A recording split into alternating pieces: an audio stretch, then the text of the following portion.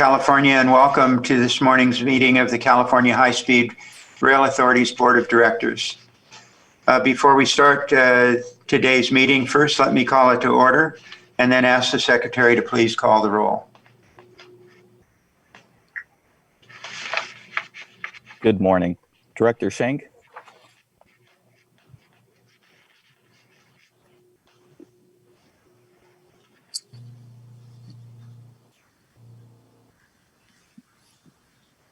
Director Schenk. She may be muted. Yeah, I believe we have her on the screen. Sorry, I guess it was, somebody muted me. I'm present and accounted for. There. Chair Richards. Here. Director Camacho. Here. Vice Chair Miller. Here. Senator Bell. Assemblymember Arambula. Present. Director Perea. Here. Director Guillemette. Present. Director Escutia. Here. Director Boutros. Present. Director Williams. Here. Mr. Chairman, we have a quorum. Thank you, Mr. Secretary. And if we could bring the flag up, please.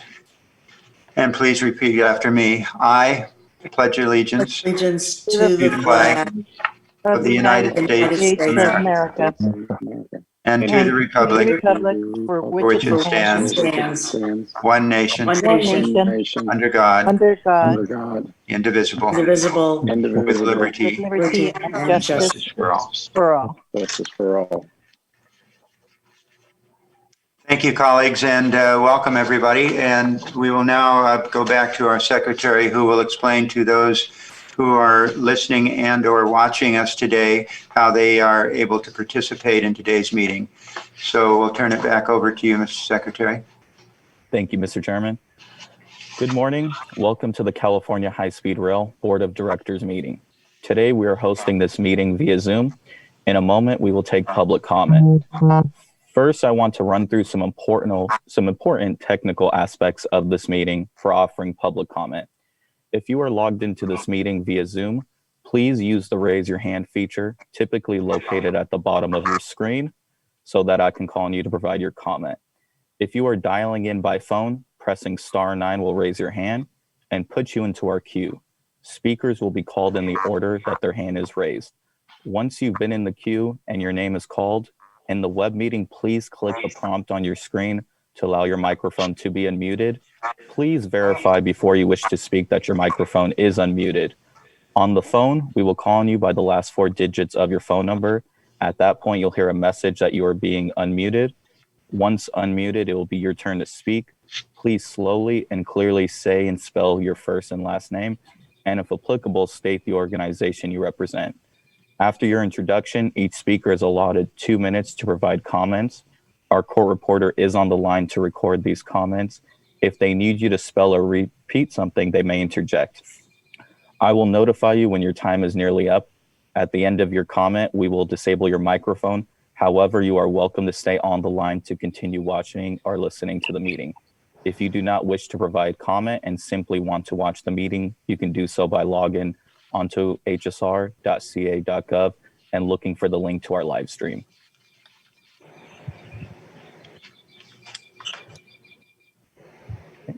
Mr. Chairman, we have a few of the attendees with their hands raised. The first one that I will call on is Anthony Kane. Anthony King. Good morning, Mr. King. Good morning. Thank you. And that's Kane, K-A-N-E. Thank you very much.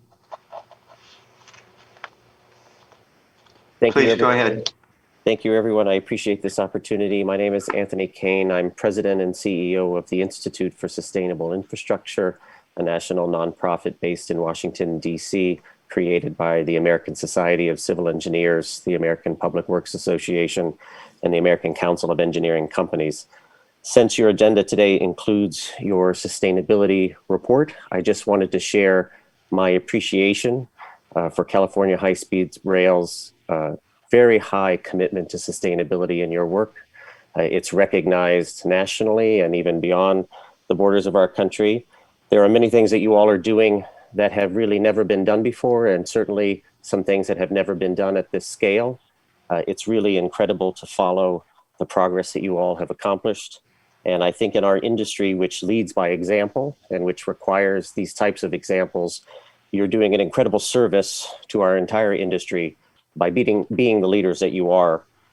There are things that you are doing in construction, your net zero goals, and most importantly, not only the high commitment to sustainability, but your commitment to measuring and demonstrating that sustainability, which is so incredibly valuable. So again, I just wanted to share from the other side of the country, and for many people in between who I know are following your work very carefully, you are leading by example and you are a resource to the rest of our industry. So once again, thank you very much. Mr. King, thank you. Thank you for your comments and welcome from across the country. We appreciate you having been with us and your comments. Okay, go ahead. Number 2, please. Next up, we have Isaac Moreno. Good morning, Mr. Moreno.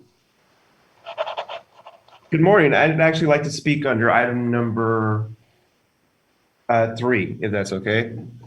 What we do is we take all of our public comments all at one time at the outset of the meeting. If you could go ahead and present your comments at this point, Mr. Moreno, it would be appreciated. Sure. Thank you, board members. My name is Isaac Moreno, last name Moreno. I am actually the assistant city manager with the city of Selma. What I'd like to do is actually give you an update on how we're doing with our work program that we have contracted with you today. We have now started the full program. We are fully staffed and actually fully enrolled in the classroom. We have full staff, our students of 35. We've actually now have enrolled in full applications of about 392 that are looking to be getting enrolled in the program with a wide range of different counties. About 270 of those 72 coming out of Fresno County, 34 coming out of Kings County, 32 coming out of Tulare County, 15 out of Madera County, 13 out of Merced, and 16 out of Kern. We additionally got about 13 more that are coming out of a larger range of areas, some come as far as Sacramento and Riverside County. So we're getting a very positive feedback from this class and this program. So I just wanted to update you. I'll continue to update you as we go through this program. Basically, the core curriculum right now that the students are involved in is pertaining to their soft skills, being able to maintain a job and what it takes to be able to work within different programs. So thank you for the time to be able to present. I will continue to update you as we go through this program. Thank you, Mr. Moreno, and thanks for Selma for stepping up. I just want to congratulate once again, and I think my colleagues know, but our Director Henry Perea was instrumental in this entire program. Henry, thank you very much for the leadership and for your leadership on the opening of this program a couple of weeks ago. It speaks well for the authority, and I think the results thus far are quite clear that it was very needed in the Central Valley. So thank you very much, Henry. Thank you, Mr. Chairman. And I just want to take just a quick moment to thank Isaac Moreno. He did an amazing job from Selma's perspective to make sure that we got off the ground in a timely manner. So thank you, Isaac, for all your work. Thank you. Okay, thank you. Mr. Chairman, we have up next for public comment, Karen King. Karen King. Good morning, Ms. King. Good morning, Mr. Chair and members of the board. My name is Karen King, K-I-N-G. I am the CEO of Golden Empire Transit District in Bakersfield. And I'm here addressing you today to express our frustration and anger regarding the lack of response from high-speed rail staff.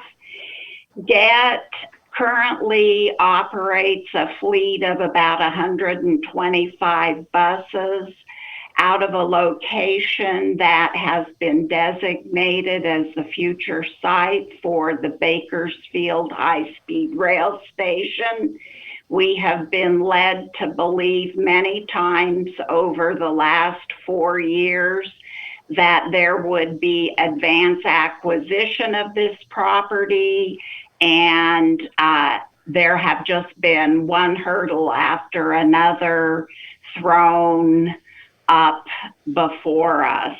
We have an urgency for you to move forward with this because in 2018, CARB passed a regulation that requires us to move to zero emission bus technology. We are purchasing our first hydrogen fuel cell buses this year and have a need to make between $8 and $10 million worth of infrastructure improvements to our current facility in order to accommodate that. Our board is loath to do that. If the high-speed rail or when the high-speed rail authority acquires our property, they do not think it's in our constituents' best interest to make that kind of investment in our current facility when we believe you will be acquiring this property. So I urge you to please have staff work with us on advance acquisition of the GET property in Bakersfield. And I thank you for the opportunity to address you this morning. Thank you, Mrs. King. We appreciate your comments, and we will certainly ensure that it gets looked into.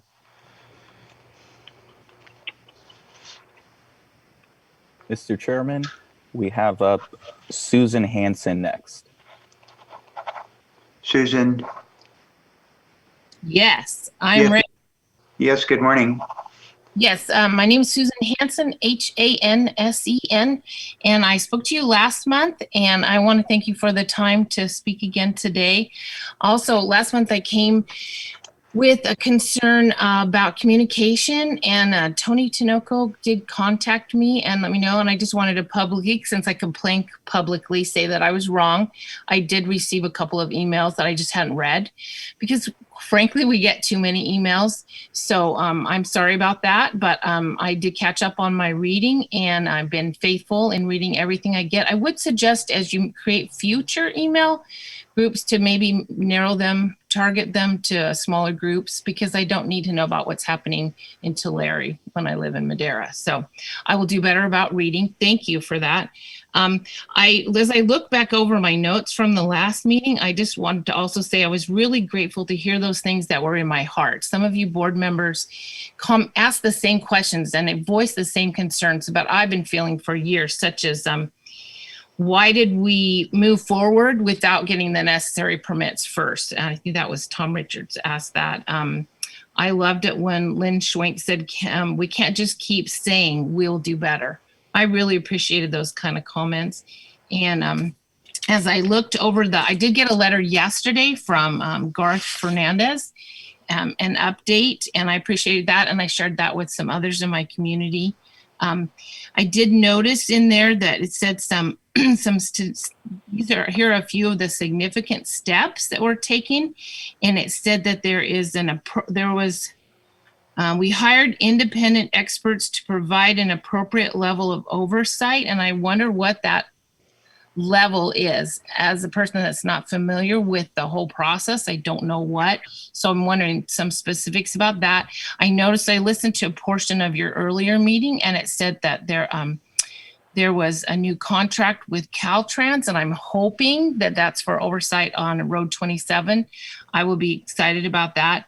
Also, in this update I got from Garth Fernandez, it lists that we have made considerable progress and are continuing coordination with Madera Valley Water Company, and I'm wondering what the details are on that. I was glad to hear that Mr. Perea has been asked to help with that, and I hope that that's working. I've worked around him before, and I know that he can get some good things done. So that's basic. My two questions are what constitutes an appropriate level of oversight, and what are your details with Madera Valley Water? So I look forward to on your Road 27 update to hearing both of those things. Thank you so much. Thank you, Ms. Hanson. Thanks for following up with us.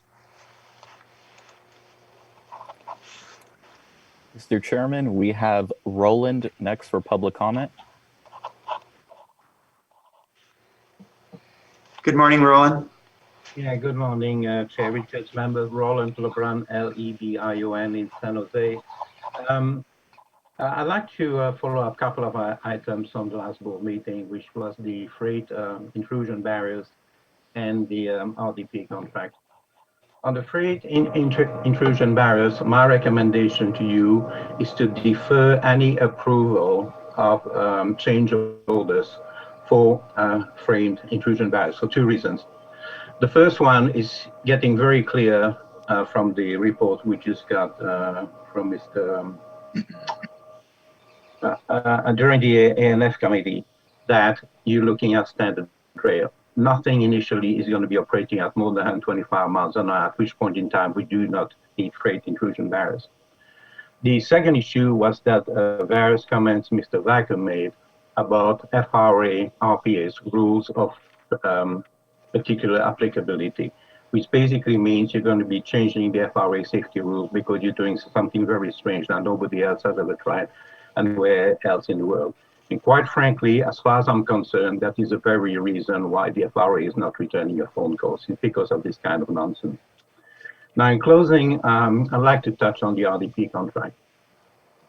For some reason, every single board material that includes agendas, minutes, and everything else prior to January 2018 has disappeared from the authority's website.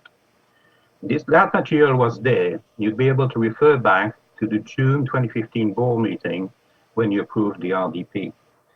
And you will see the reasons there why Parsons Brinckerhoff was selected over the Bechtel Arab and Sister joint venture, and how the scoring was done, and how Mr. Frank Wacker, once again, was involved in the selection process. And I think once you refer back to that material, I think you're going to have all the information that you need to move forward with this. Thank you. Thank you, Mr. LeBron.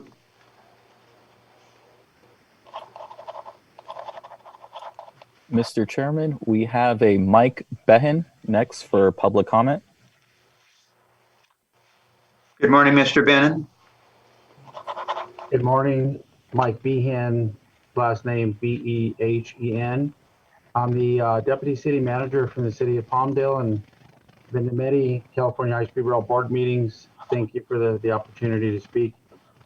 Just wanted to say from the City of Palmdale that we are huge supporters of the California High-Speed Rail and very thankful to be a part of the system. I'm happy to report that we took our station planning grant and developed a TOD form-based zoning specific plan that was approved by our planning commission last week and will go to our city council in November. I would like to thank High-Speed Rail staff Ben Lichty and others for working with us and partnering with us over a long period of time. And we're very thankful that the authority approved us for our grant to get this document approved. We think it's a transformational document and just very happy that we are moving towards completion. I just wanted to also mention that we're happy that there's going to be the virtual meeting for the environmental impact report from Palmdale to Burbank, which will be on October 22nd. We're happy that that's happening. But just to say thank you, and that we are huge supporters, and that we're moving forward. Thank you very much. Thank you, Mr. Behan, and we acknowledge the long support of Palmdale and appreciate it.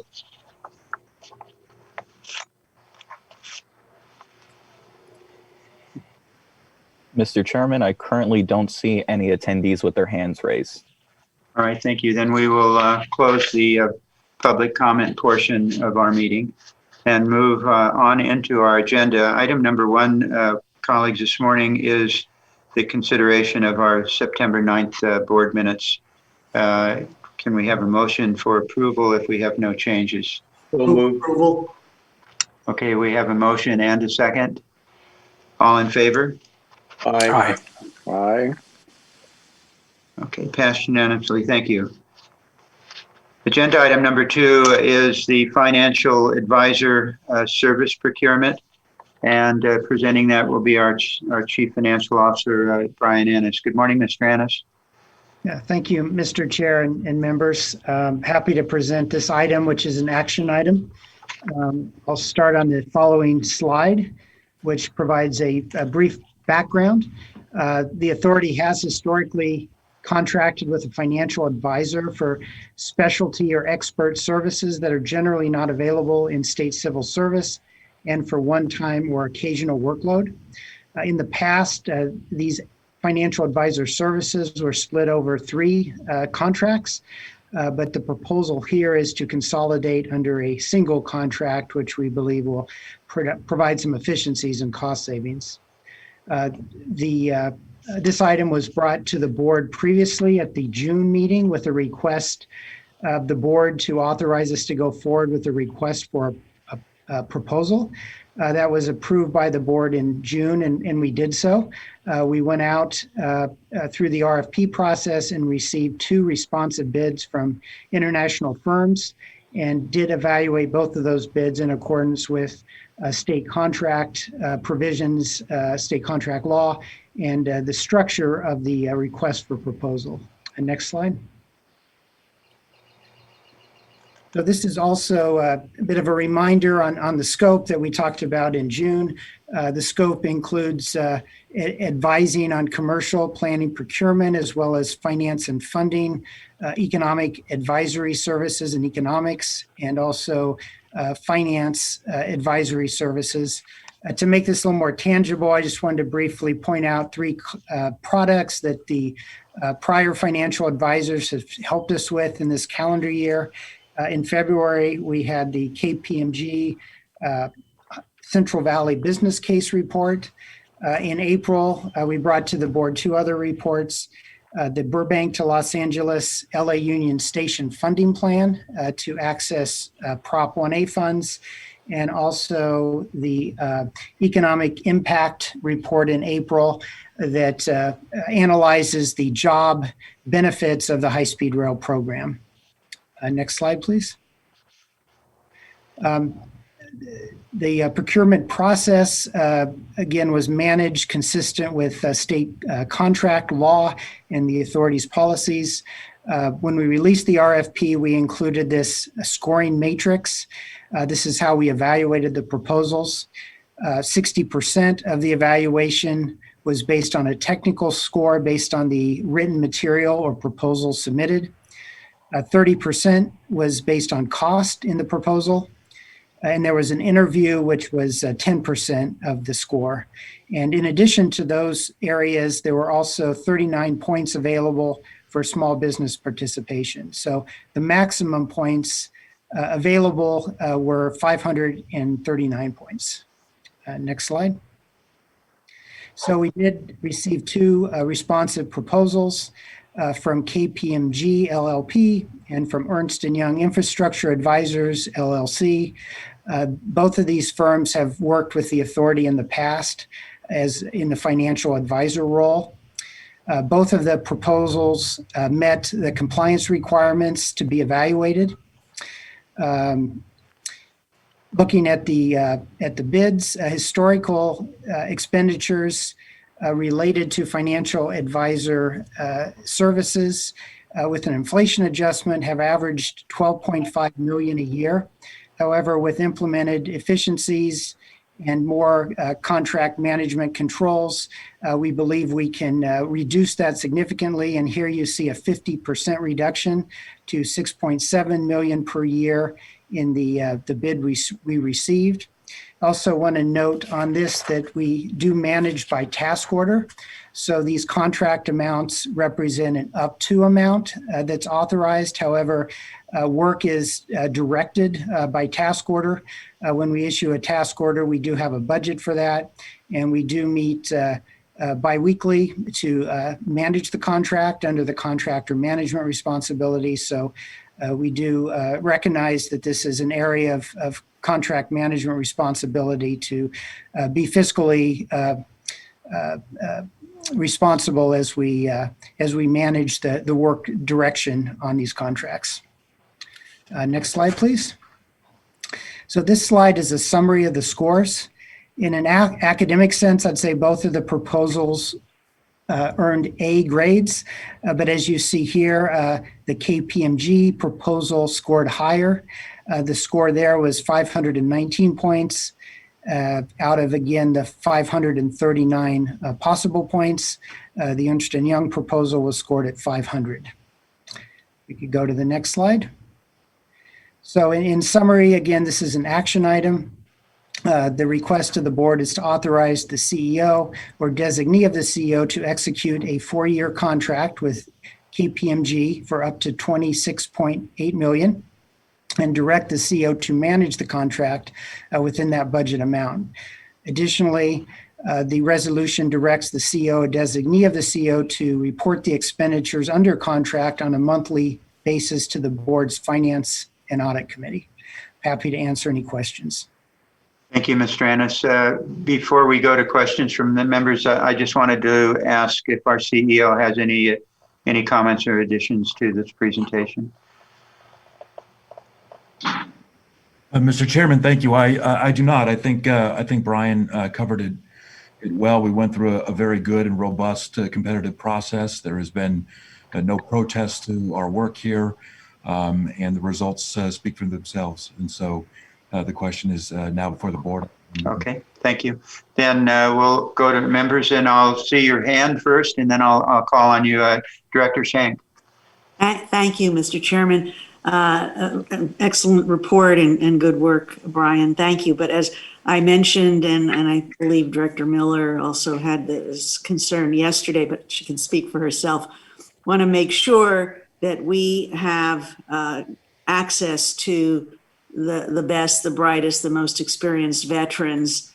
I don't mind if they put one of their freshman class people on to learn, but we've had issues before with other consultants where we sign contracts and we don't get the top quality person. So I had brought this up yesterday, if you recall, and you had some response to it.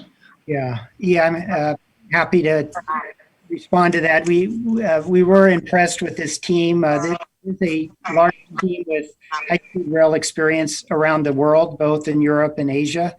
And one thing we're impressed with KPMG is that they brought to their core resources, the people we'll work with most often, also high-speed rail experience around the world. So we do feel we have good resources here. One thing that they did specify in their bid was they provided the availability of each person that so they said, this individual could be available up to 100%, this individual up to 50%.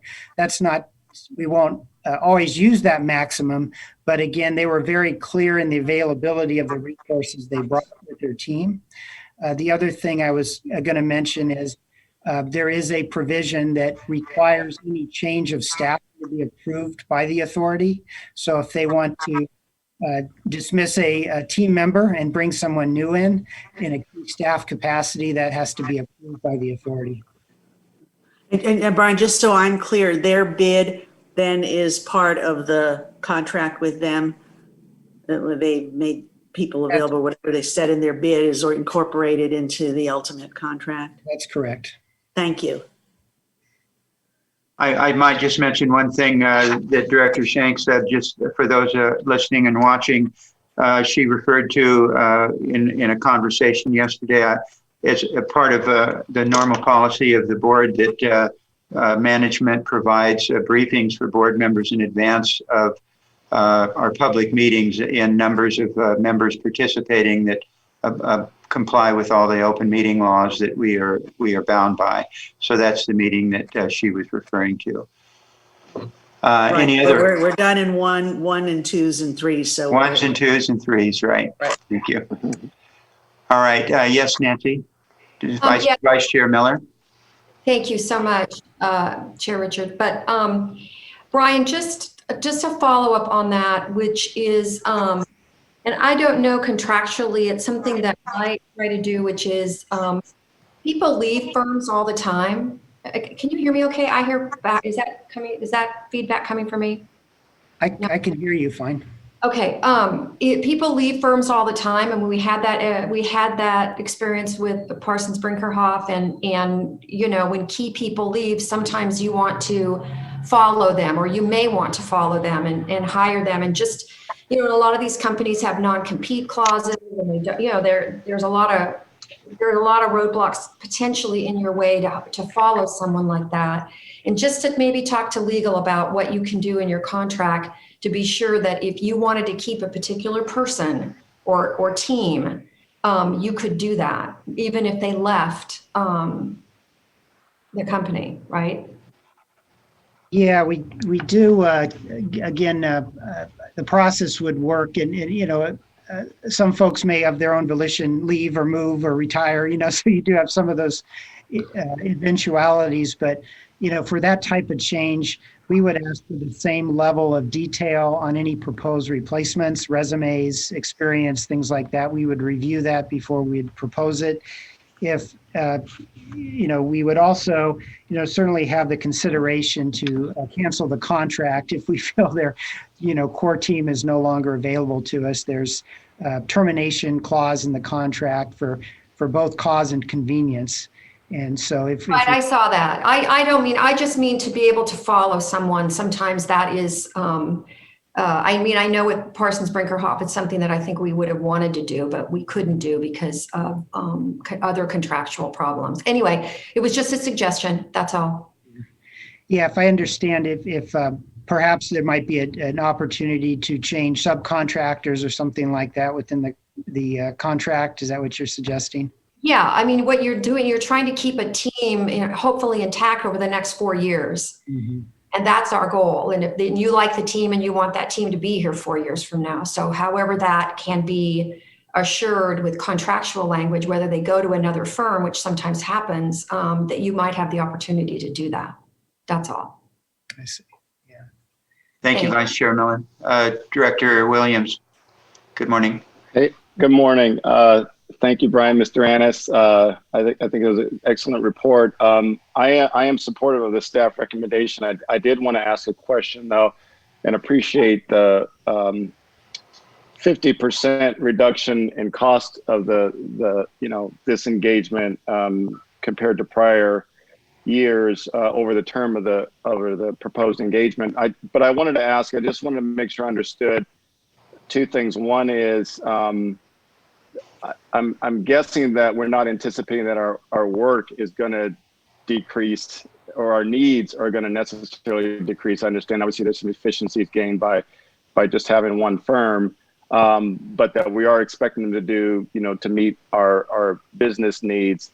So just to confirm that, and then also you mentioned in the written report that we're also anticipating and accommodating an increase in bringing on staff in I think what you referred to as the form to function. So we're bringing on, can you talk about that as a way to sort of, reflect some of the efficiencies that we're gaining, so that we're obviously, I think we're all concerned, and want to make sure that the work is still going to get done. Sure. Well, to the first question, we do feel we can live within this contract level, and perhaps less. We'll certainly want to manage the deliverables aggressively, track and control cost. One issue that did result in higher expenditures in the past was we did have several conversions of major systems. We got onto the state fiscal statewide accounting system. And so we did use a number of resources in the past to aid in that conversion, where for a period we were really running parallel accounting systems as fiscal was coming online. So we also converted to a new project cost system called Ecosys that was also a bit of a conversion. And the FA did some work on contract management controls and things of that nature too. So there were some bigger deliverables in the past that we think are done. You know, we don't anticipate a conversion to a new accounting system within the terms of this contract, but clearly there is ongoing work. We'll continue to have future funding plans. We'll continue to want the F&A to advise us on major contract procurements for construction contracts. They'll advise us on future plans, et cetera. So we do feel we can manage within this reduced budget. As far as the staffing, we have had 2 rounds of really what I call zero-based assessment of all of our resources, both consultants and state staff, to make sure each are appropriately placed for their skill set, and we're minimizing cost, following state guidance for use of civil service where we can. And so we are bringing on a new staff, and those folks are able to take over work that consultants used to do. And we've done a lot of that in our accounting area and our budget area.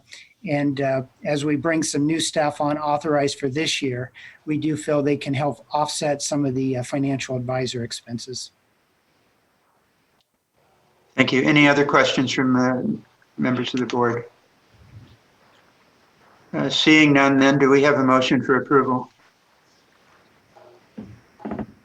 So moved. Is that okay, by Director Escutia, and a second by Director Schenk. Secretary, please call the roll. Director Schenk, Yes. Chair Richards, Yes. Director Camacho, Yes. Vice Chair Miller, Yes. Director Perea, Yes. Director Guillemette, Yes.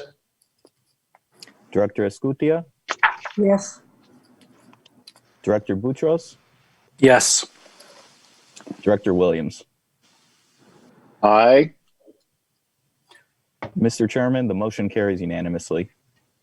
Thank you, colleagues. We'll now move on to agenda item number 3, which is sustainability report to be presented by Margaret Cederoth.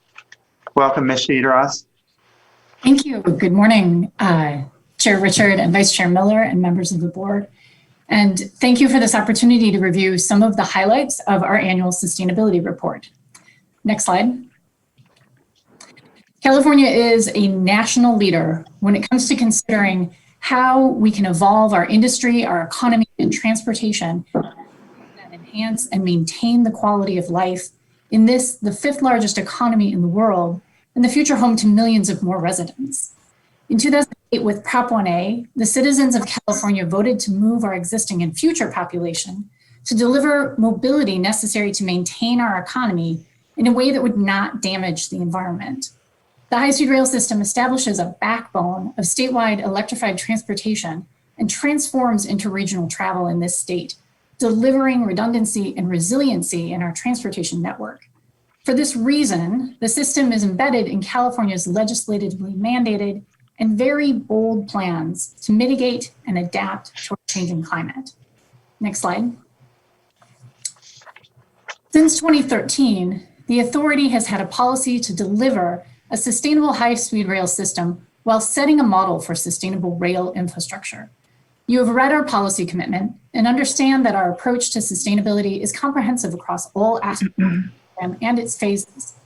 This annual report, as specified in our policy, is a valuable opportunity to provide a diverse array of stakeholders, including this board, our city and transit and rail partners, the general public, the legislature, and our state agency partners, such as the Air Resources Board, with detailed progress against environment, social, and economic indicators. Next slide. Sustainability implies we are meeting the needs of our current society without sacrificing the capacity of future generations to meet their needs. In practical terms, the authority has implemented several public policy leading practices to honor its commitment to delivering this transformative project in a truly green and sustainable way. This includes our commitment to 100% renewable energy for operation and the goal to achieve net zero carbon and air quality emissions in construction among other public policy leading practices. Next slide. These are a sampling of the environment, social, and governance indicators reviewed in detail in the report, in which I'll provide a little more content on today. These are a small cross-section of the range of data that illustrate how the authority has applied statute and policy to advance how infrastructure is delivered and serve as a model for other sustainable projects. Next slide. This report is an essential part of our transparency. As the slide illustrates, we follow the Global Reporting Initiative, or GRI, standard for our annual reporting. The GRI standard is the most commonly used reporting standard for companies and institutions globally, and enables our reporting to speak to our peers as well as the private sector. In addition, for the past 5 years, we have participated in the GRESB infrastructure assessment.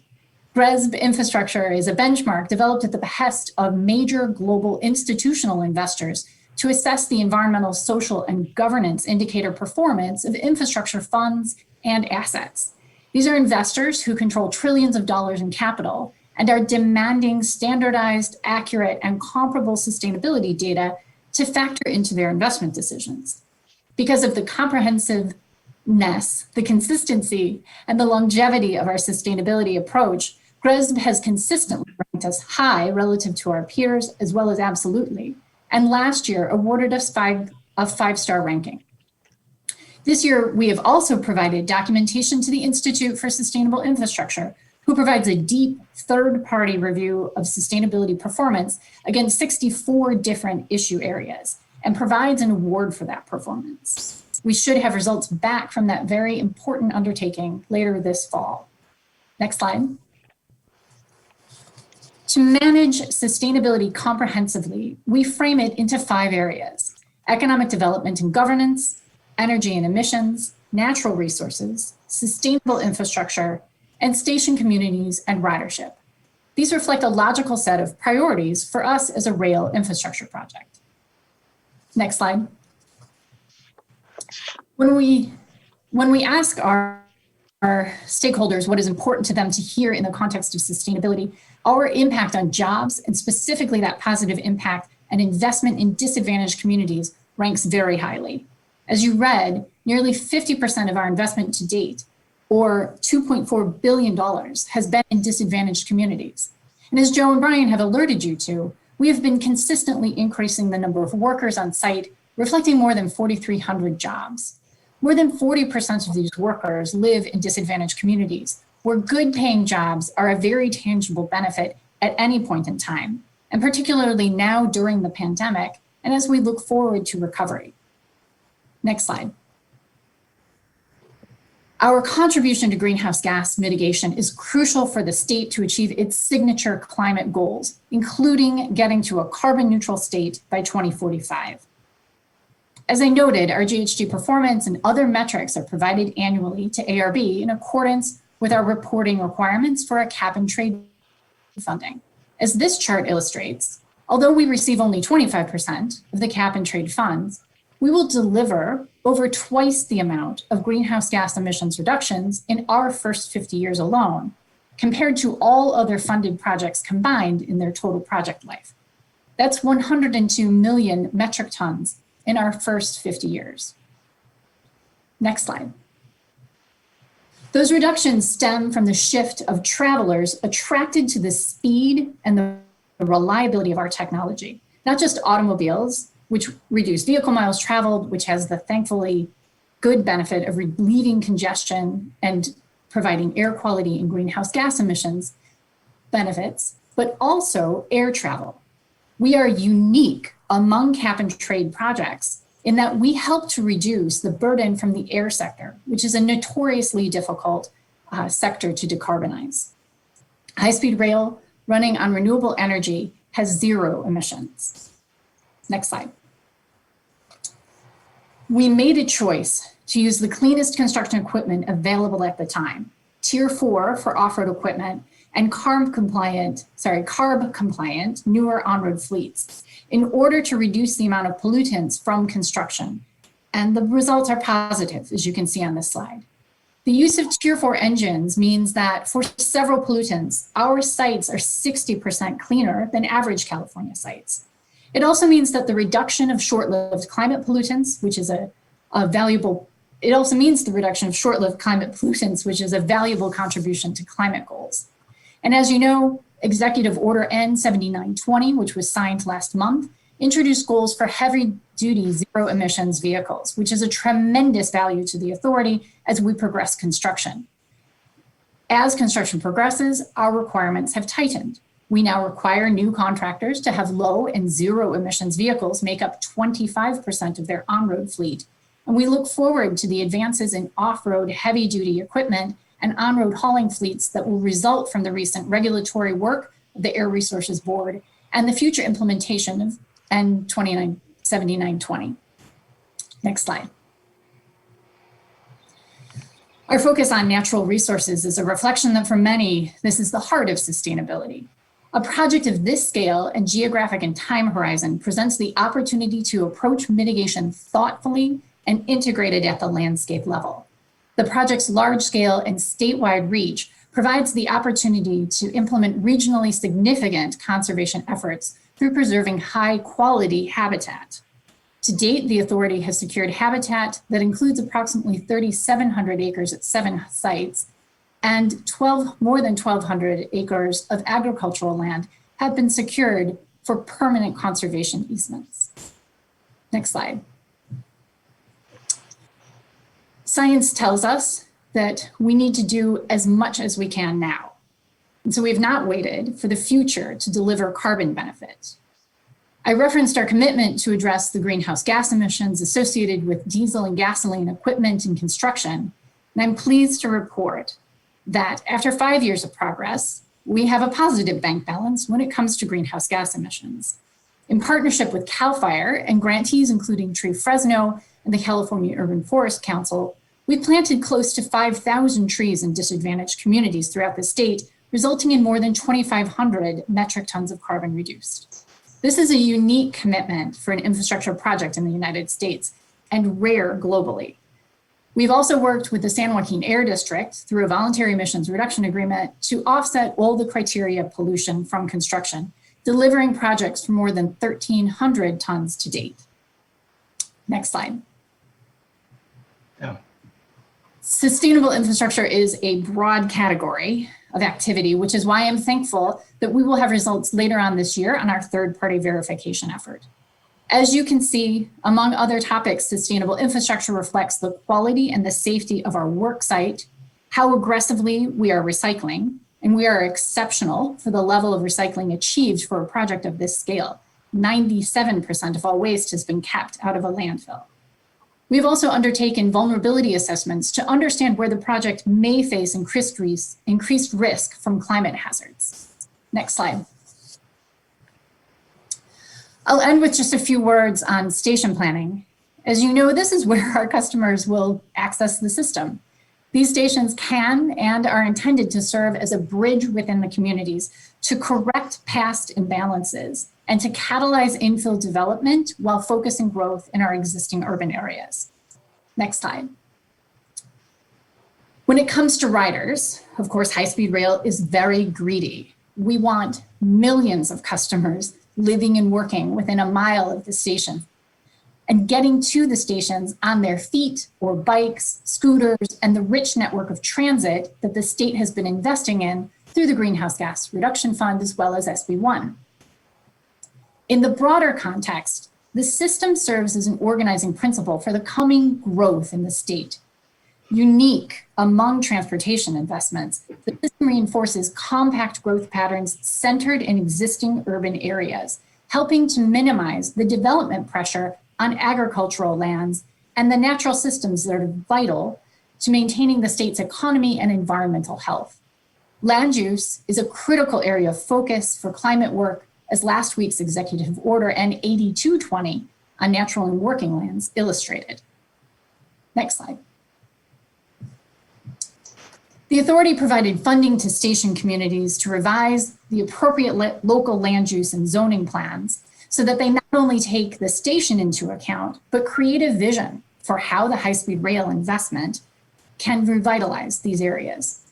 We have planning work underway, of course, at all of our station cities, but notably to date, Fresno, Bakersfield, and as you heard from Mike Behan, Palmdale have completed station area work with plans that emphasize how the station can create hubs of activity in their city centers and adjust the underlying zoning and codes to enable visionary development. We recognize that markets in many of these station cities are not yet poised to implement the type of development that best takes advantage of and delivers riders to our system. The authority, then, working with our city partners, has explored some tools that fill that investment gap or that can capture the new value created by the rail service to then further development investment. This is valuable because station delivery positively influences not just infill development in the station districts generally, but also the provision of much needed affordable housing. Through our partnerships and specifically as we advance the design of our facilities and the layout of station sites, which is work that we've already begun in Fresno and Bakersfield, the stations can help realize the state's vision for inclusive city building. Our vision is for stations that not only provide an attractive entry point for journeys throughout the state, but are destinations in their own right, catalyzing activity in revitalized cities. Next slide. So this was a quick overview of the rich set of information contained in the report.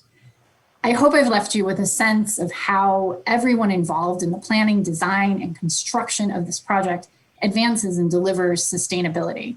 Thank you very much for your time, and I'm happy to answer any questions. Thank you, Ms. Cederoth. That was a very good report. Do I have any questions, or do we have any questions from any of our members? None. I was just going to compliment the Margaret on the report. It was very, very thorough. Thank you. Yeah, we appreciate your capability, your interest, and your enthusiasm. It shows, and it's a great asset for us at the authority. Happy you're aboard. And ditto all those comments. Yeah. So all that being said, that is an information item, and we have the opportunity for another 10 minutes with Maggie. So please join us on the next agenda item, which is the land use master plan. Great, thank you. Yes. Okay. So thank you. I appreciate the opportunity to provide an overview of this work as well. As you know, the authority has been actively acquiring right-of-way since 2015. And in late 2019, Joe tasked my team to carry out a strategic review of these parcels in the current right-of-way inventory identified as non-operational.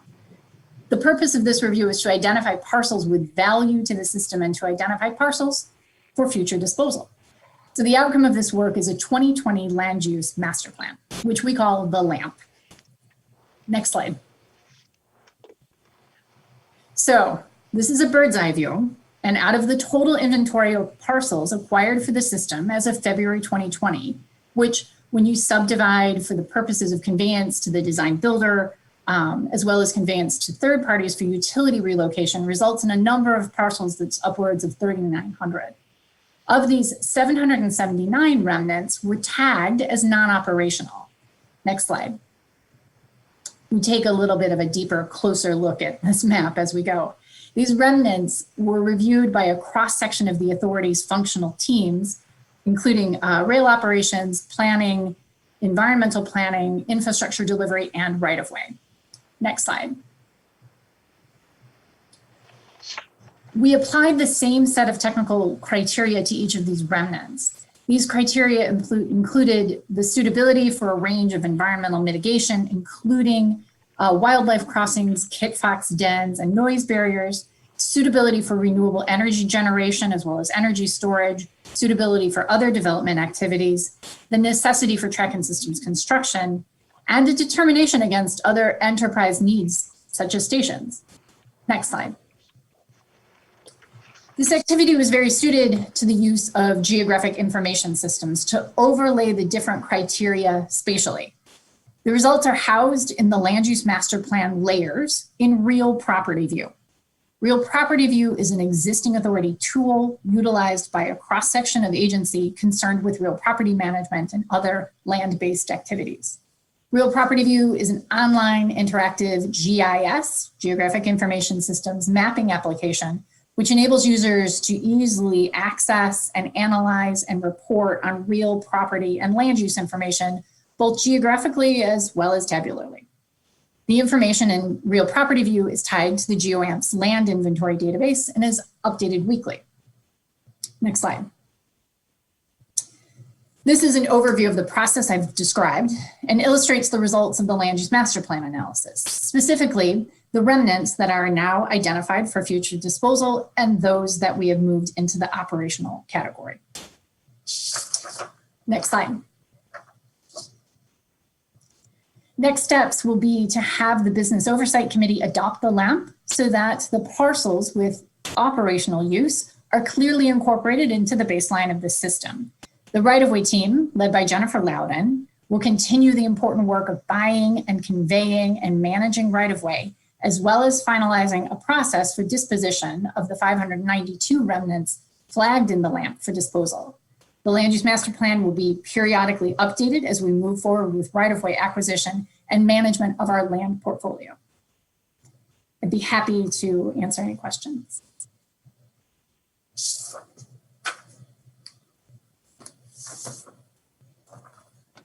Sorry, any questions from any of my colleagues on the board? Tom, I have one. Yes, just so, sure. Just to be clear, this site is not up yet for one to see what these or where these parcels are. I don't believe they are, but if you can answer that, Ms. Cedroth. Of course.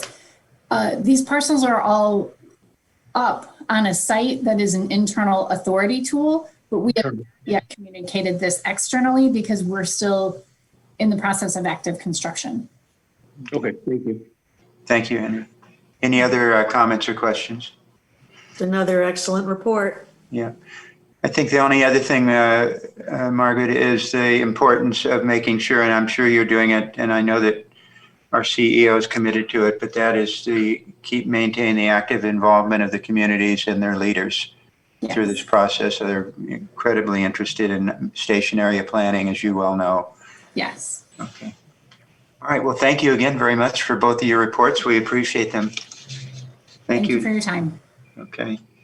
All right. We'll do it next month.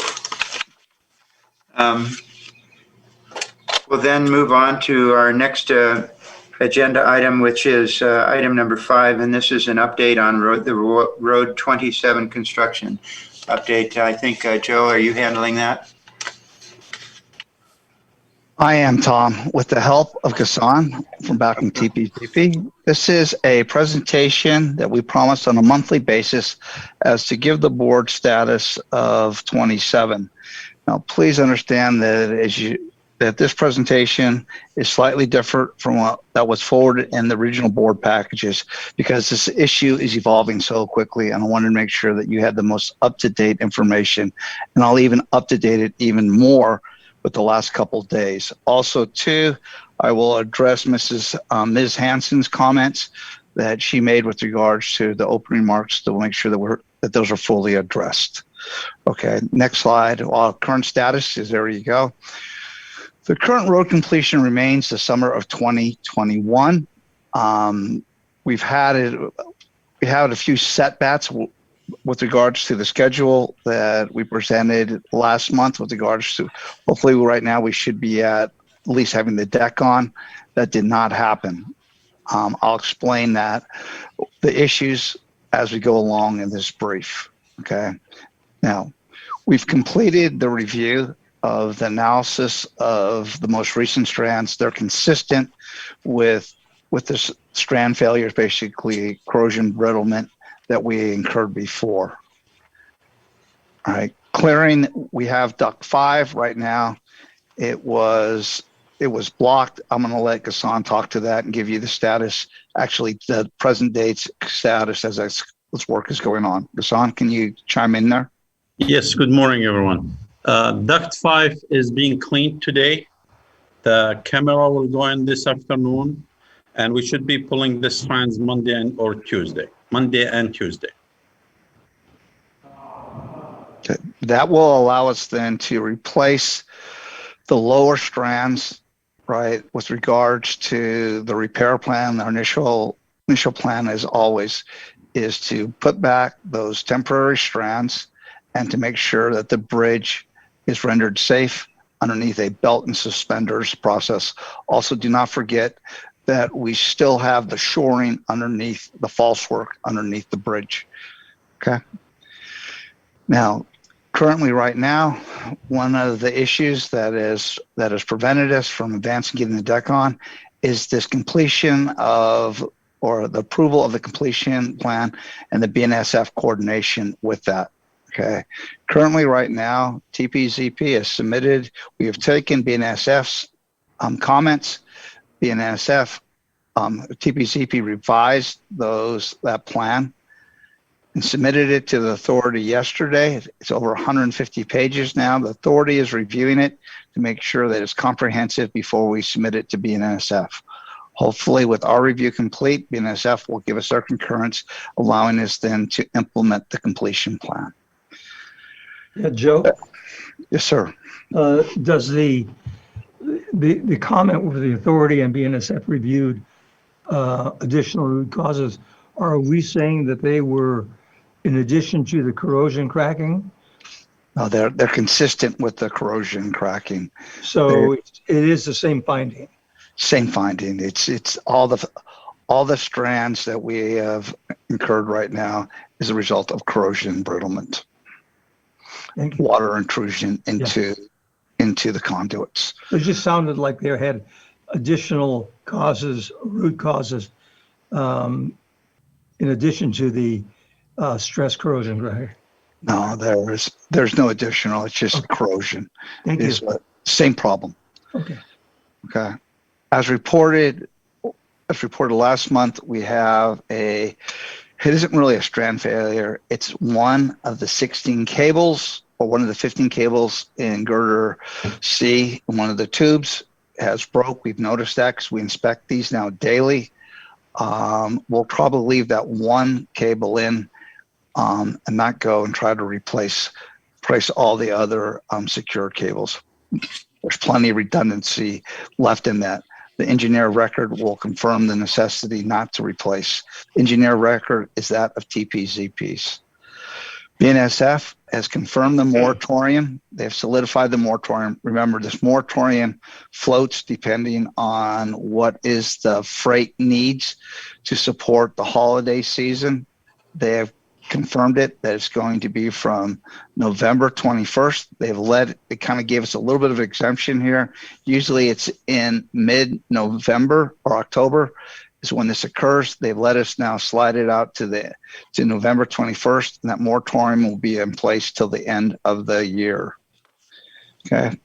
Now also, as alluded to by Ms. Hanson, yesterday we sent out a official message to the community and the political leaders to give them the status of where we are at with regards to the repairs.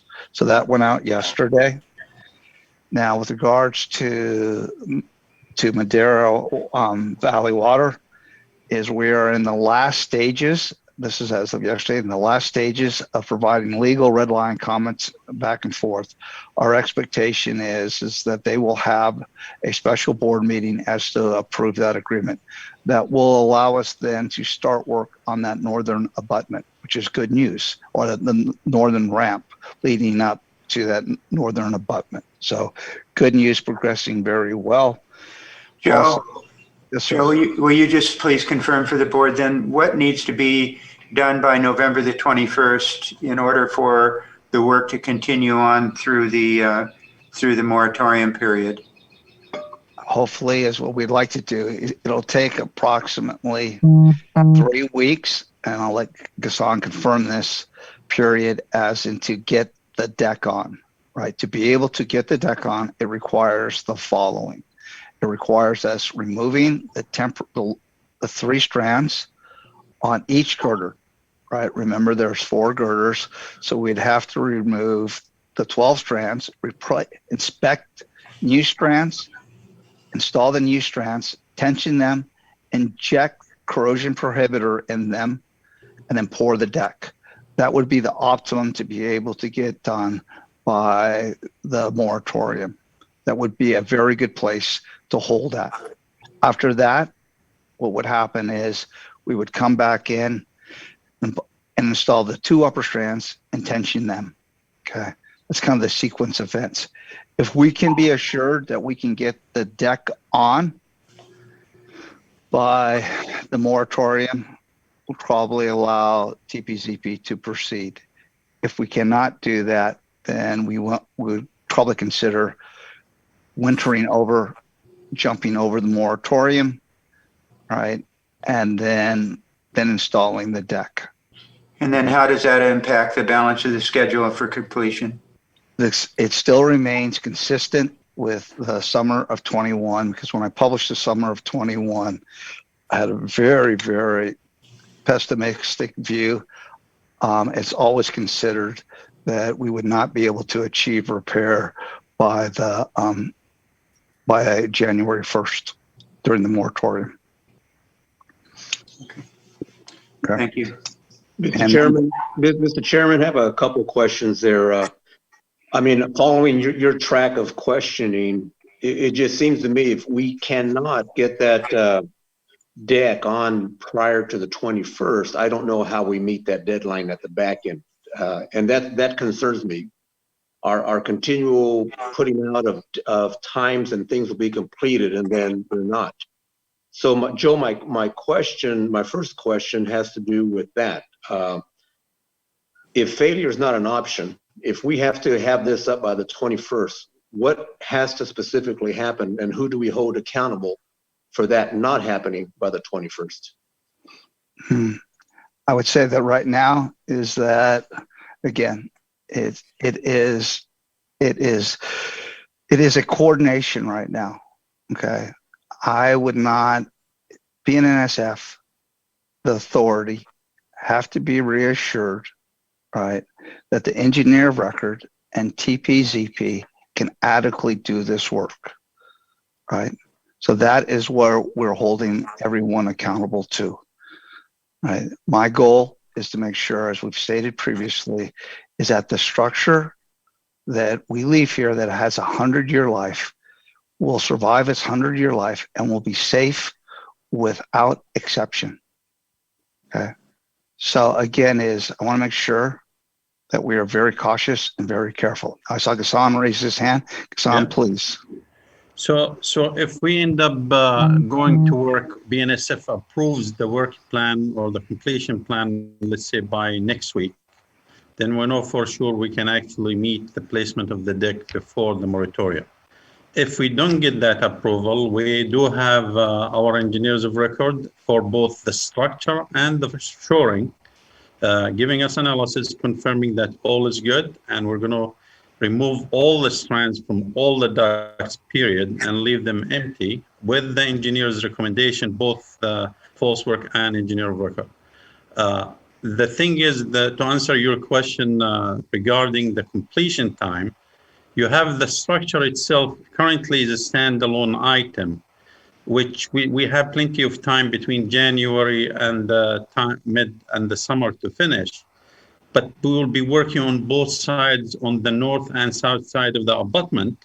Once the water line is resolved, the issue with Madeira Water Company is settled, we then can go back, work on the north side, build there is a retaining wall that goes over the existing water line. So that will be progressing, and that will help. We will be able to finish both the structure and the approaches on both north and south side around mid-June. Now, let me stress too, is that the current summer 21 date right now is not in jeopardy if we have to winter over. Yeah. I think that's what we understand. So thank you. Go ahead and move on forward, Joe. Yeah, hold on, Tom. I'm not finished. With my question on that point. Joey, Ghassan just said that right now by next week. It seems like that's a deadline or timeline that we have to hear from BNSF. Now, Joe, you mentioned that they have to be assured by the authority and TPCP that everything's going to be safe. And if I heard correctly, you talked about there's a 150-page document that it sounds like the ball's in our court for review so that it can go back to BNSF. So who will be doing that review, and will that review, say, be out by tomorrow? That review is currently underway within the authority. Is with regards to our engineering department, supported by the RDP. Okay, so that is, as soon as we got it yesterday, the review started actually last night upon receipt. Okay. I want to make sure again is be careful with pressing here. I want to press with caution. Yeah. The staff is fully aware of the necessity and urgency to get this out, but I want to make sure that an independent engineering review is conducted, and that we can ensure before we send this to BNSF that their comments and concerns are fully addressed, as in to cause another rejection, another set of comments coming back. So right now, everyone has a strong sense of urgency to push to get this bridge, that deck on by the moratorium. Okay, well, and I just, as one board member, I just want to press that, I get the urgency. I get that we want to proceed with caution, but I also want to get the job done. Now the other point or question I have, and Brian, this might be for you. I am pleased with the progress that we're making with the Madera Water District. I think we're very, very, very close to having that done. And I want to thank Al and Tony for the work they've done in making sure that happens. But if your office could, Madera Valley Water is waiting for us to ask for a special board meeting, which they're willing to do next week, but we need to make that request. So Joe, if you or whoever can make that request specifically of Madera Water District, we can hopefully get that on their agenda by early next week and have that issue resolved. Thank you. Request. Yeah, thank you very much, Henry. Appreciate all those comments. All right, Joe, let's keep on going, please. Yes, sir. I'll address Ms. Henson's comments about quality control as we advance on and go. Next slide, please. Okay, this shows you basically where we're at. I'm going to let Gaston speak to this slide right here. Yes.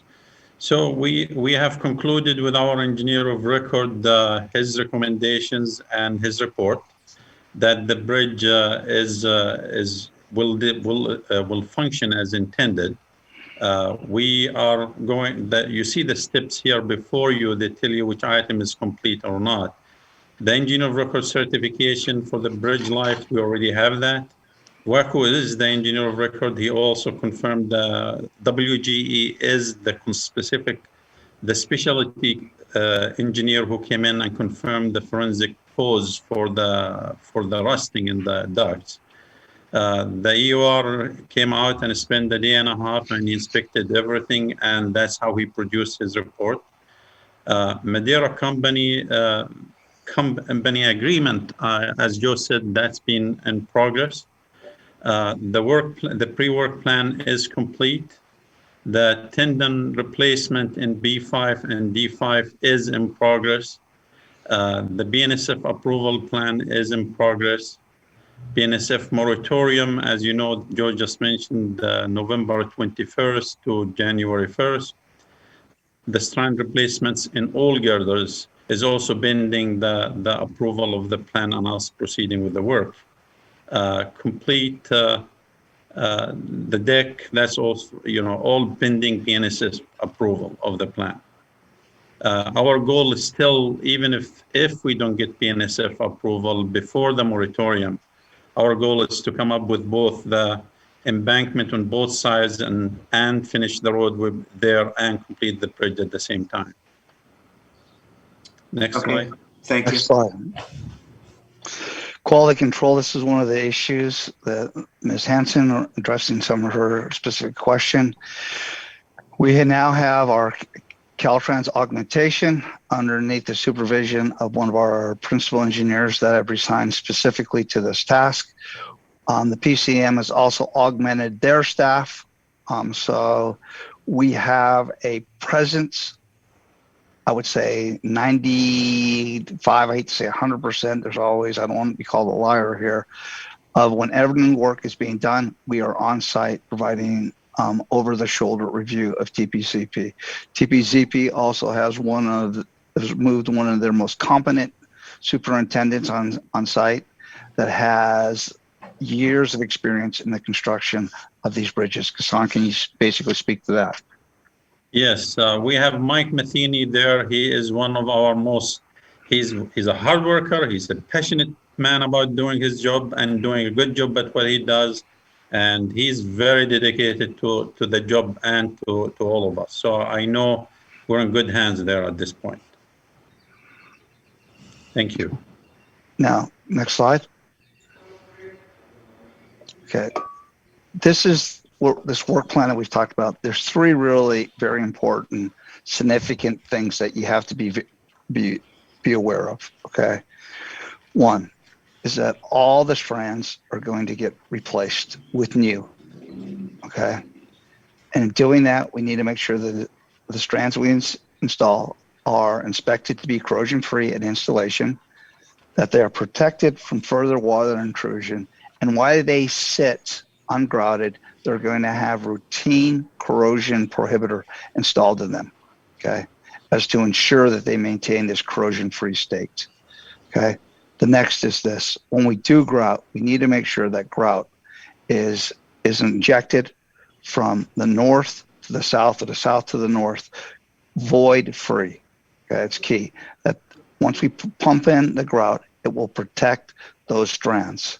The last is this. This is where we've been focusing on predominantly with our engineering reviews. These are these closure pores. You can see where they're circled. You can see the outline. Okay. These closure pores are, there's 6 closure pores per girder. Okay. There are 7 I-beams, right, that make up each girder. Okay, these closure pores basically close the gap between the 2 girders. Okay, now what was noticed in those girders, predominantly as a result of the initial stressing, there was cracks put in them. Okay, we are monitoring those cracks. The engineer of record, the authority, and BNSF are monitoring those cracks to ensure that as we install new cables, that those cracks do not promulgate. So it is basically, it is a check process of extreme rigor that is going to be documented, okay? At the end of this process, then we will come back and we will seal those cracks, okay? So 3 big key things that the repair plan's built on. Okay, next slide, please. Quality oversight. These are, as I alluded to before, the authority has enhanced its quality team with regards to the augmentation of Caltrans and assigning a full-time. And then you can also see the other things that the PCM has augmented their staff, and then a stronger presence of quality control, which is the responsibility, quality's responsibility of TPCP, that they're on site verifying that. Next slide, please.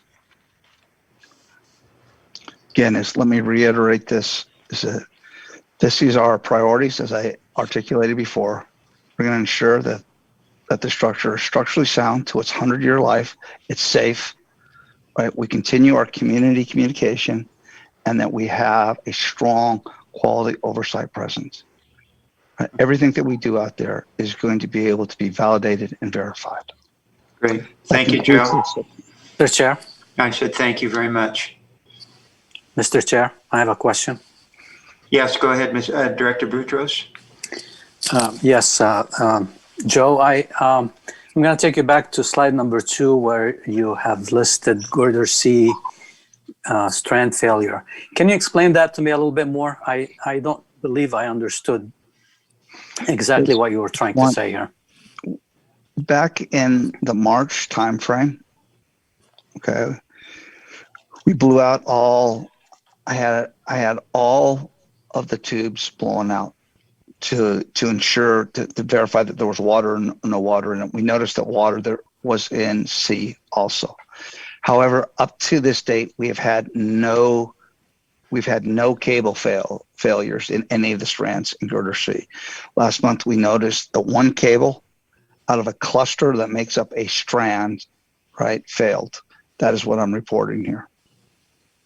Failure of one cable. So we're going to keep that strand in the girder, or is it going out? That's what I don't understand. Gassan, why don't you answer that question? Yeah, so we are actually expecting all the strands. We're going to replace all the strands, period. Every single strand in every girder will all be replaced as part of our plan. Right. They're currently, and we expect more to fail because we now know there was water inside these ducts. Right. But they're irrelevant because our plan is to replace all of them. Right. So if we stay through the winter without being able to go to work, our plan is to remove all the strands from all ducts, close them up, and make sure this way we guarantee, we don't have any more issues, and it's just another built-in suspender for us, wherein our engineer of record supports it and our shoring engineer supports it. Then when we come back to do the work after the moratorium, we'll put all the new strands and we go on with finishing the bridge deck. Andre, did they answer your questions well enough? Well, that was my understanding, that all the strands will be replaced. Yeah. I'm just kind of curious why this item was put on this slide as a standalone item. And you're talking about you mentioned keeping a cable in and having the engineer give you essentially clearance that was the case. That's at least what I understood. I could be wrong, but I just wanted to make sure I understood what was said. Let me clarify. I think when we said keeping a cable in at this point, because there was no point in going and replacing it, we're going to replace all of them later. The only reason this item got on the agenda now is just to be transparent with you and let you know, since our last meeting, there wasn't more strand from girder C that, ejected out. That's the whole idea behind this. I follow us, and I really appreciate that. I was really referring to what Joe mentioned about having to get the engineer of record give you a clearance on keeping a strand in place. It doesn't really matter whether you keep it in place now. If you're taking it, out later, the bridge is still supported with the false work, correct? Absolutely, yes. Okay, I appreciate it. Thank you, Andre. Thank you very much. Any other questions? Joe, I assume yes. Tom, it's not really a question, more of a statement. If everybody has already asked their questions, I think Joe and Gassan have done a very good job of giving us the specifics of what is being done to remediate this particular issue. And I'm certainly not an engineer or a bridge builder, so I'm not going to weigh in on that. But I am somewhat of an expert on risk oversight. I have served, as you know, as some of you know, on the boards of for decades of Fortune 300 companies, and most recently chaired the risk committee on one and what is essentially the risk committee on another. And so this is what is troubling me. The good governance models apply not only to publicly held corporations, but to nonprofits and frankly to organizations such as ours, government organizations. And an important component of good governance is how the entity deals with risk. And risk oversight, that belongs to us, that responsibility as board members, the oversight. But the risk management is the responsibility of management. And that means every key management person, CEO, CFO, general counsel, chief engineer, et cetera.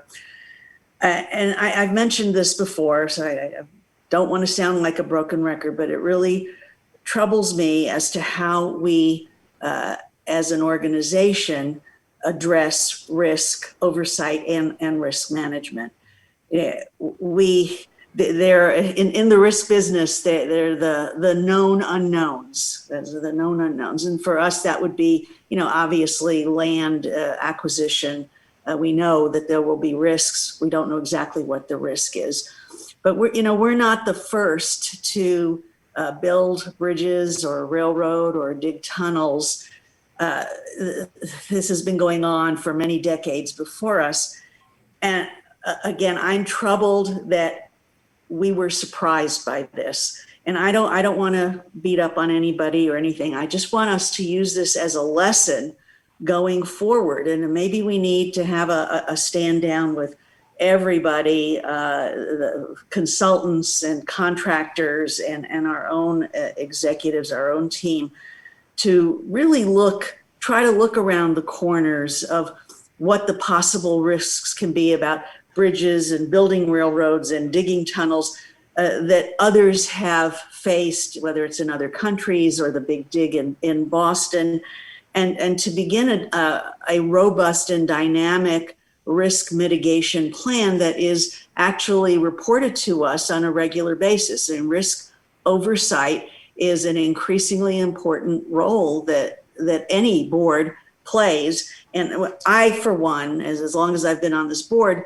don't feel like I have a good handle on how we are looking into the crystal ball. Now, they're going to be the what they call the black swans, but in a project like this, there are so many known unknowns that we can be looking at and having a plan to address. So I guess maybe I'm asking Brian if at not necessarily our next meeting, but a following meeting, if we could have you address this for us and help us as a board really execute our responsibility on risk oversight, because right now I just don't feel like that I'm doing my job in that regard.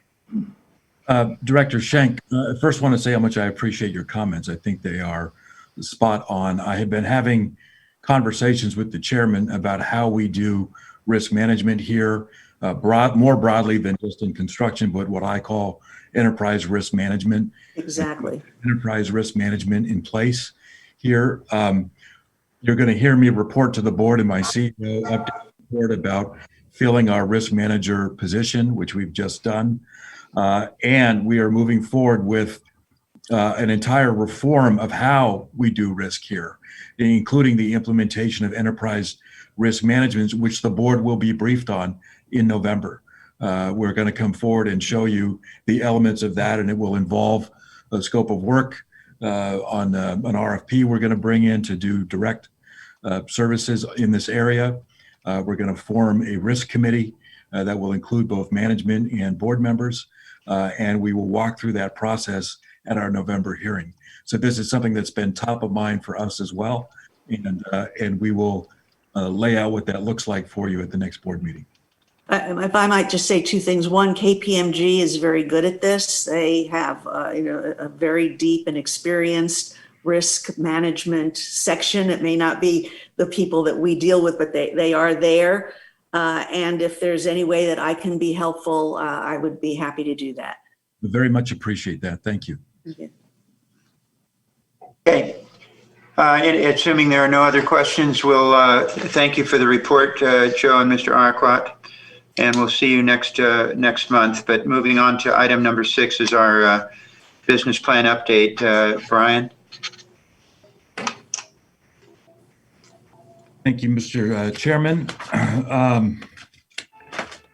This is part of the ongoing update to the board on the status of the business plan, walk through some of our next steps and thematically what I think folks can expect to be hearing from us as we get into November. We are still doing and conducting risk assessments and reviews that were asked for of us by the legislature or the peer review group. Much of that work is concluding at the end of the month, and we will be reporting to the board on where we are on several issues as we get into November. So with that, let me move to the next slide and start by reminding folks about schedule. We have a board meeting on November 12th, and certainly in advance of that, there will be a lot to inform the board of regarding where we stand for a couple of key points. One, where we are, how COVID has impacted our operations broadly, what are where we stand on cost, schedule, budget, revenue, all of that scope of the program. And we'll begin the conversation of options going forward based on where we stand, and that will commence at our November hearing. Then, of course, we come back in December, where the board will have to put together and adopt a path going forward as a business plan, and then we ultimately submit that business plan 5 days later on December 15th to the legislature. So we have about a 30-day period where we will first come out with all of the issues that we have learned through our assessment process, lay out options for the board in November, and then come back 30 days later to chart a course going forward with the submittal of the plan ultimately to the legislature on December 15th. Next slide.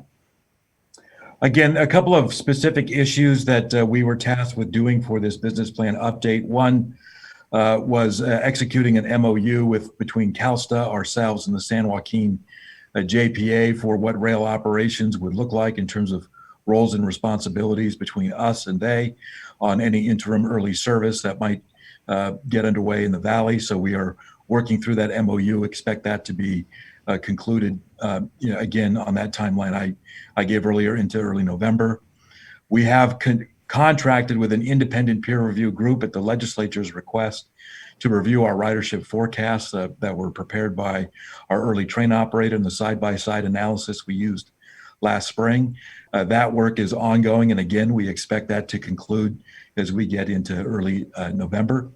And then importantly, through the work of our current risk assessments now, being able to provide to the board with a 70% probability kind of estimate on where we are on cost, schedule, risk assessment for the Central Valley construction. And then with that would then come, a path for what we do beyond that section. Next slide. The business plan focus sort of thematically, the things that you'll hear us talk about as we get into November. One is want to be very clear with the public and the board members on how COVID-19 has impacted the program and where we stand in light of that. A full description of the risk assessed cost, schedule, scope, and revenues for our current work. What I like to describe is the plan for sort of closing the book on the 119-mile Central Valley construction and track and systems installation and clearing the environmental documents statewide. These are the must-do tasks that have been part of our federal grant agreement. And these are the things that the authority started some 7 years ago. And we are now turning the corner toward getting toward the end of this work. We see the end of this work in sight. And so I like to describe this as the sort of end of a tough beginning.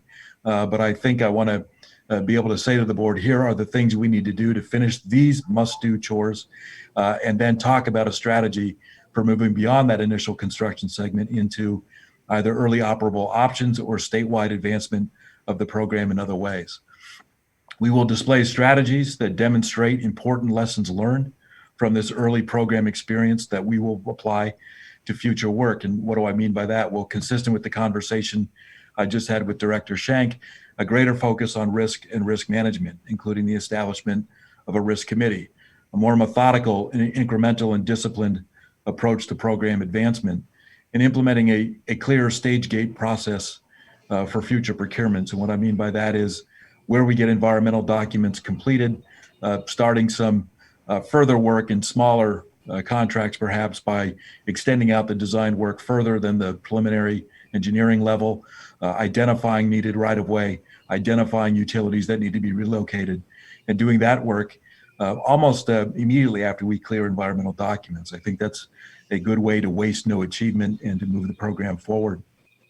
We want to reestablish a functional and even healthy federal partnership. And of course, there's a monumental event between now and November, which is the national election. We'll have to see how that goes. But I mean, we think there may be an opportunity to reestablish an improved relationship with our federal partner. And I want to just say why that is so important. It's not just the day-to-day work that we do, but stability of that partnership over time is key.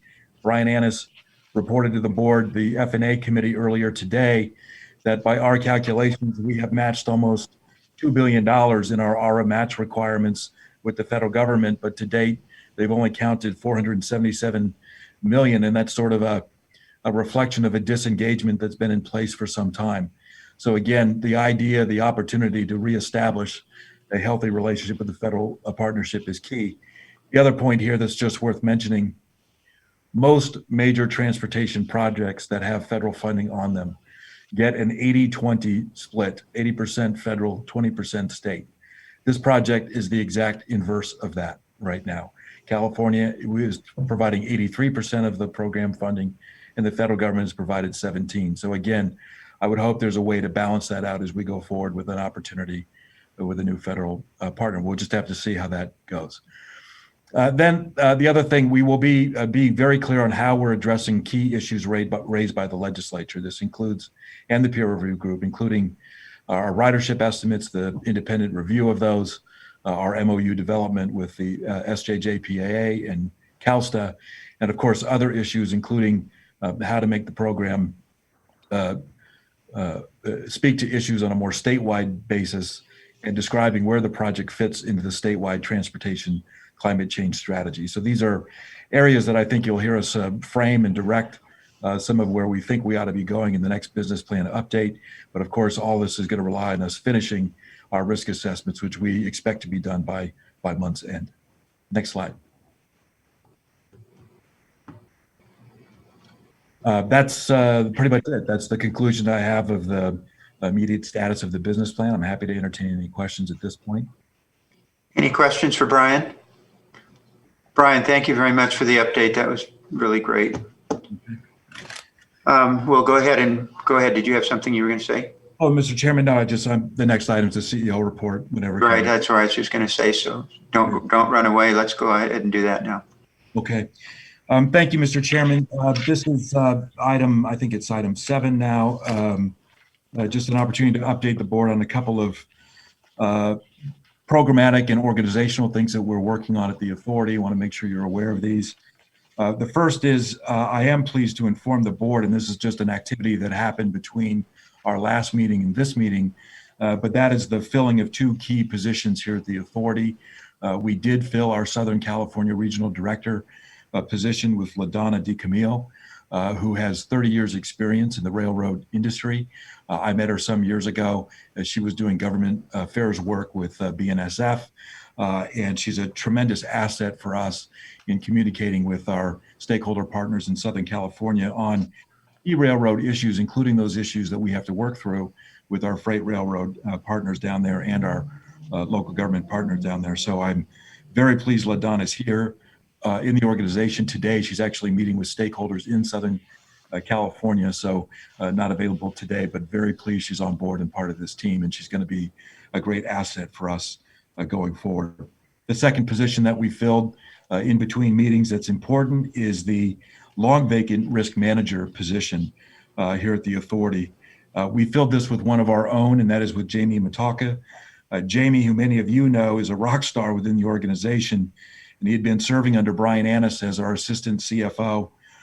He'll now lead our effort to reform, as I mentioned earlier, and improve our risk services at the authority. Jamie will be talking to the board next month directly about that enterprise risk management effort that we're asking him to head up and what that will look like at our next board meeting in November. And I look forward to working closely with Jamie in this new capacity. So those are 2 hires I'm very, very pleased with. The next personnel item that's important for the organization is to just let you all know we are in the process now of filling the Central Valley Regional Director position as well. We've got a stack of resumes that have come in. Our staff has started to look through those resumes. We're moving through those and preparing to interview candidates in short order for that position. We're also working with the governor's office on this as well, as this is an appointed position. And so our teams will be meeting next week, again, looking through options and narrowing down the interview pool. And we'll be reporting to the board as we progress on that one as well. So on the organizational front, I wanted to report those things to the board members. Secondly, as a follow-up as well to our last meeting, I think at the request of Senator Scutia, but certainly other board members as well, our team in the Central Valley is continuing to move forward on those MOU or memorandums of understanding. We were trying to put in place with the communities affected by the Central Valley Y adoption of the environmental document.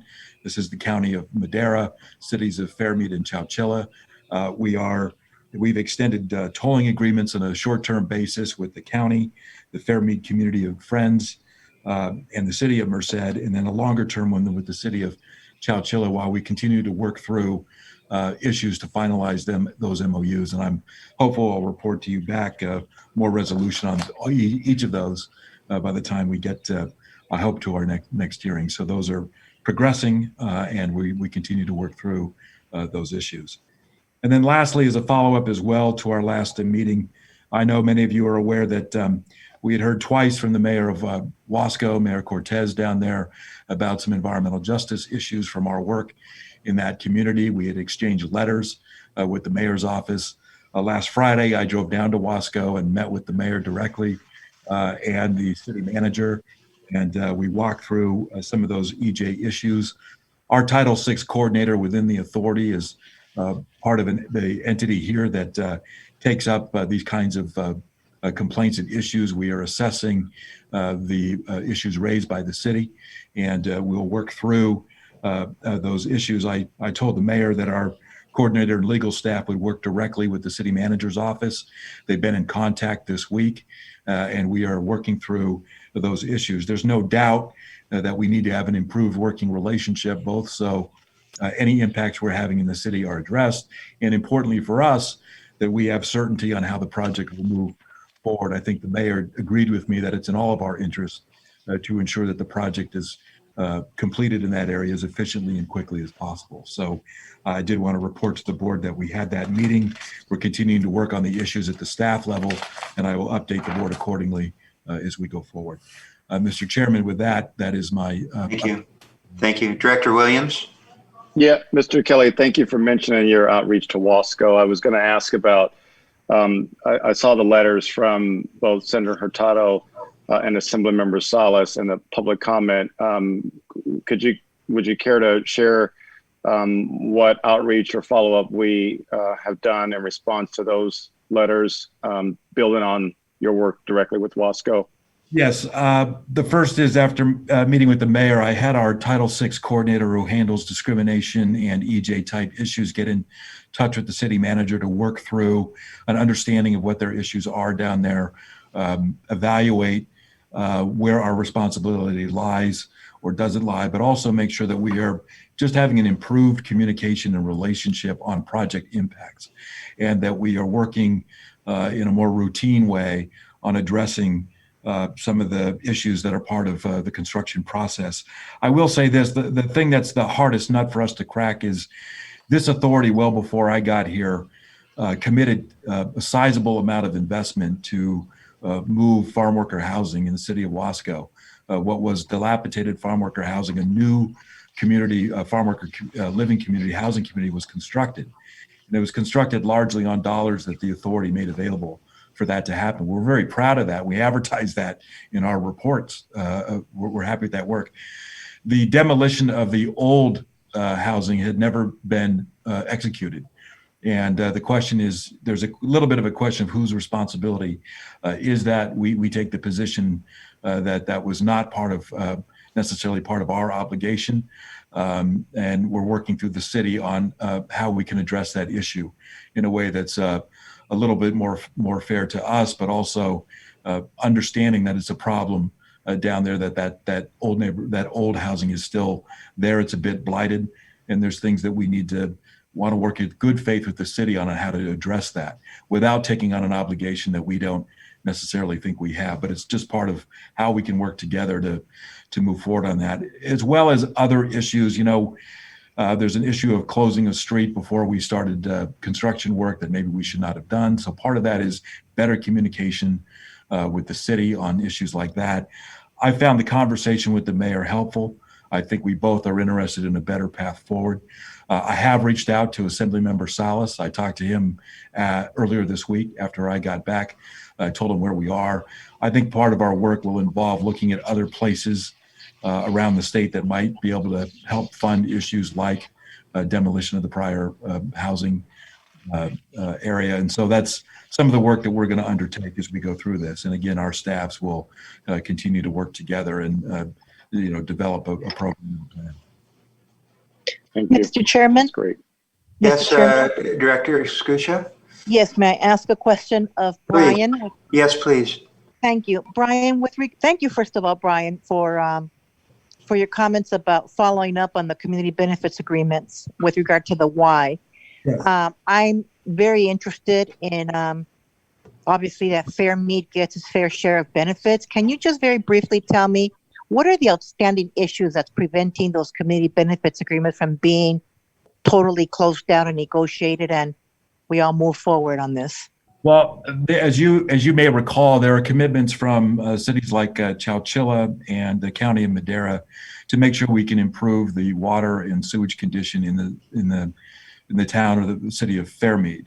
And so I would say that those issues are not particularly controversial. I actually think that each of the surrounding entities, the cities and the county, are not necessarily balking at what they need to do there. I think for Chowchilla, there are other issues that they identified in the environmental document that they want us to look at further and evaluate further. And so that's part of a work that we're doing now on understanding what those are and whether or not those are appropriate to be, remediated or addressed or mitigated in a way through this process, or whether that requires, other opportunities as we go through project design and other things to deal with those. So I think the dilemma is understanding where they are on some of these other issues, how it is we can best address some of those other issues, the appropriate way to do it as we move the project forward, and then bring these things to resolution. And as you well know, both the county and the city of Chowchilla both have actions that we want them to take that we are supportive of in making sure we can improve the water and the sewer services in Fairmead. And so I think it's an issue of not necessarily holding into that, because I think we can get there on those. I think it's about understanding what any other issues are that we need to consider in that conversation. Do you have a time certain as to when you want to reach these agreements? The last thing I want to hear is we're a year from now, we're still negotiating, and I already voted for this project. Yes, well, right. We extended a tolling agreement that only covers about 10 days for the Madera County and I think the Friends of Fairmead. And then for Chowchilla, we offered a little bit more time, 60 days, and that's because they wanted some additional time to work through their issues. So rather than waltz into litigation to try to solve these things, we did provide and agreed to tolling arrangements that are limited, but are also a way for us to conduct and complete more thorough negotiations together. Okay, great. That's good. I'm glad to hear that. Thank you so much, Brian, for really following up on this. It's very important for me, for that community to get the benefit of the bargain. Yes. Thank you, Martha. Henry? Yeah. Thank you, Mr. Chairman. Brian, real quick, thank you for the report, very thorough. And I just wanted, and I'm sure you have on your tickler, the transportation director from Kern County. Someone will be getting in touch with her and her board. I missed that last point, Henry. I'm sorry. Yeah, no, the transportation director that spoke under public comment and the issue that they have on land, and you'll be getting a hold of them.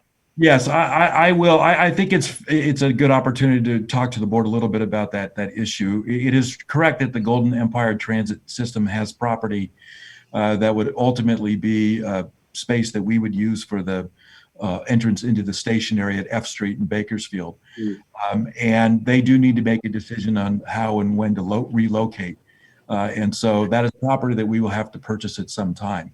It's a little bit difficult for us to commit to that right-of-way acquisition right now when we don't have the full, candidly, the full direction of the board to move forward on Bakersfield to Merced, for example. These are things that we still have before us that we need to bring to resolution before I can commit to acquiring land. Now, I will say this, there are early steps that we are interested in taking that the board has approved, including identifying all the right-of-way that we'll need to get to Bakersfield, and including that station. We will have the option of doing an early appraisal of that land, and we should support their relocation efforts because we will need the current site.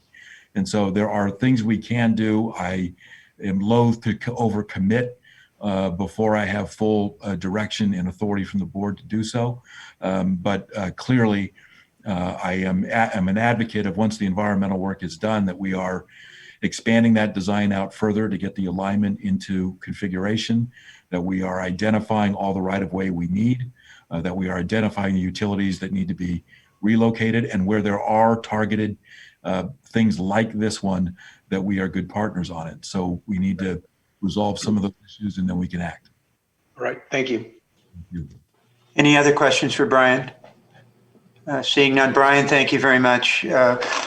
We'll just touch base on the Finance and Audit Committee meeting earlier today, and I'll make this a bit shorter than I had intended based upon other comments that have already been made. So as you know, members, we look at numbers that are, in this instance, we were looking at August numbers. We get a few numbers that Brian Annis is giving us very rough estimates for what may have happened in September, which in the areas he is doing so, they are pretty meaningful.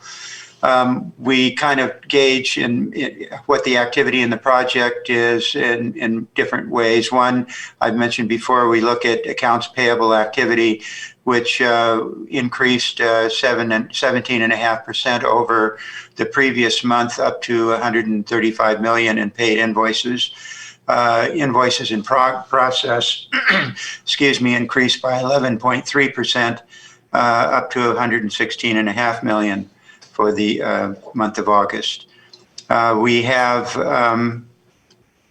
cash on hand and from various sources of about $2.3 billion, pretty similar to what we reported last month. Our capital outlay budget includes construction, project development, and local assistance, which includes the bookends. And as you know, that's this budget's fiscal year is $2.9 billion. We have gone through through August, 16.7% of the year. We'd spent 8.5% of the budget. On the design build construction side of it, it's my recollection, I think, that we were also told that it's the first time we exceeded in construction invoices paid for a month. We were at 92 billion, or excuse me, I wish it was billion, 92 million. We're estimating for September, or Mr. Annis is estimating that we'll be over 90, just slightly over 90 likely.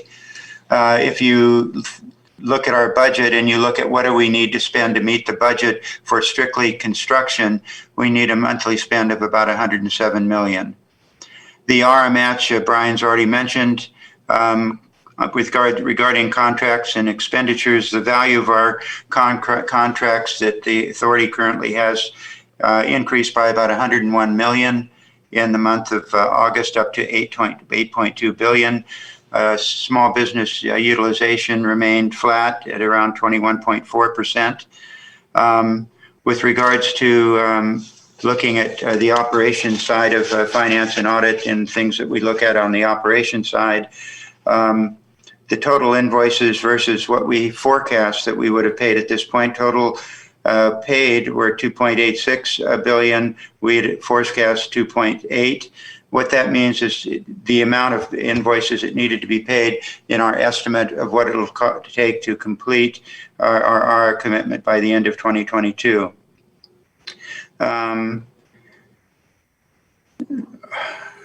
Let's see, I'm going to skip a number of these others because they've now been mentioned. I don't think it was stated today, but we did exceed for the first time now, we're a little over 1,000 people sent out to our construction sites daily during the month of August, up to 1,031 from the previous month, which was 996. We track the COVID-19 potential issues with construction. During the month of August, we had average of 10 people quarantined. By maintaining the mandated and appropriate guidelines, no construction was slowed down during the month of August. Guideway construction is at 78 miles of the 119 we're obligated for under the ARA agreement. That's no change from the month before. We added one structure to our list of structures that are either complete or underway, up to 45. There's a total of 93 that are required by the end of 2022. In terms of right-of-way, 34 parcels were delivered to the design builders. No delinquencies of critical parcels are noted. During the month of August, 13 more were acquired. As you all recall, we have 1,673 delivered parcels. We estimate a need for 2,290. During the month of August, that number in terms of what we needed increased by 36, but 68 were removed as a result of changes in design. And so we had a net reduction of the requirement for parcels down by 32 for that month. And I'll leave it at that unless any members have any questions, or if either of my colleagues on the F&A meeting or F&A committee would like to mention anything else other than what I just did. Nancy or Ernie? Okay. Seeing none, that is the end of today's agenda. So thank you all for being here today, and for those of you across the state of California, thanks for being here and sticking with us, and we appreciate your interest in the project.